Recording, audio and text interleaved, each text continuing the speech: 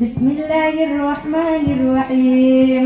الحمد لله رب العالمين، والصلاة والسلام على سيد الأنبياء والمرسلين وعلى آله وصحبه أجمعين. أما بعد، فإن أصدق الحديث كتاب الله، وأحسن الهدي هدي محمد صلى الله عليه وسلم، وخير الأمور عوازمها، وشر الأمور محدثاتها، وكل محدثة بدعة، وكل بدعة ضلالة، وكل ضلالة في النار.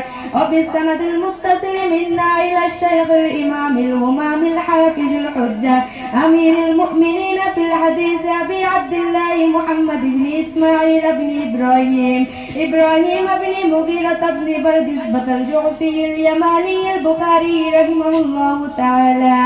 اللهم انفعنا ورفعنا بعلومهم وعلومكم أجمعين، آمين يا رب العالمين. بسم الله الرحمن الرحيم. باب كيف كان بدء الوحي إلى رسول الله صلى الله عليه وسلم.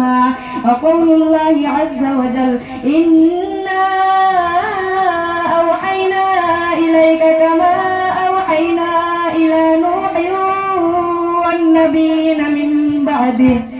بسم الله الرحمن الرحيم. وبه قال حدثنا الهميدي قال حدثنا سفيان قال حدثنا يحيى بن سعيد الأنصاري قال أخبرني محمد بن إبراهيم التيمي أنه سمع علقمة بن وقاص الليثي يقول: سمعت عمر بن الخطاب رضي الله تعالى عنه على المنبر يقول: سمعت رسول الله صلى الله عليه وسلم يقول: إنما الأعمال بالنيات وإنما لامرئ ما نوى.